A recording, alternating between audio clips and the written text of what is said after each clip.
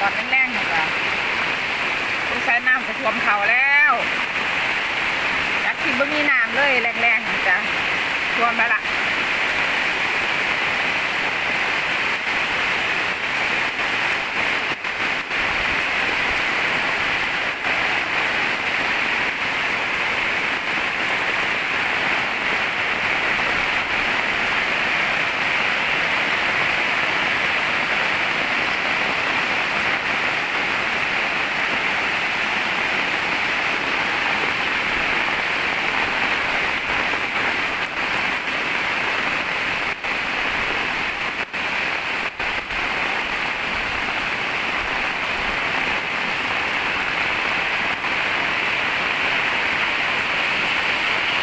ราคาทวงก็หลายมือกับว่าเป็นยังดอกจ้าเขาไม่คนอยู่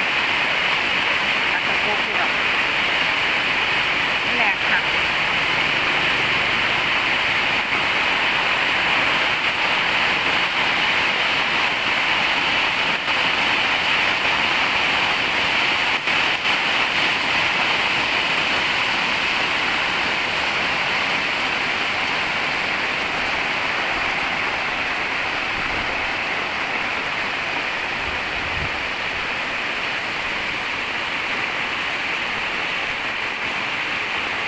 มีท่านตาที่เศร้าได้เห็นตกบนมือได้บู๊มือนี่จ้ะเราจะไปเที่ยวผู้ร่างกาบึงการเราจะไปปีนเขาเบื้องกันพญานาคกันนะจ๊ะเห็นพญานาคนะก็ที่ไม่ได้ไปตรงมือนี่จ้ะเพิ่นเลือนแล้วออกจากบ้านได้เกือบตีสี่เป็นเลื่อนเลยจ้ะเพราะว่าทั้งคุณกับโต๊ะคือกันจ้ะ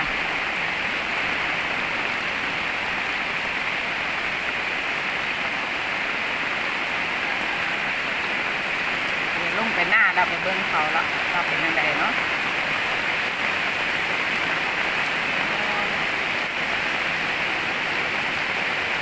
ผมพาอยู่มาเห็นเบิ้งจ้า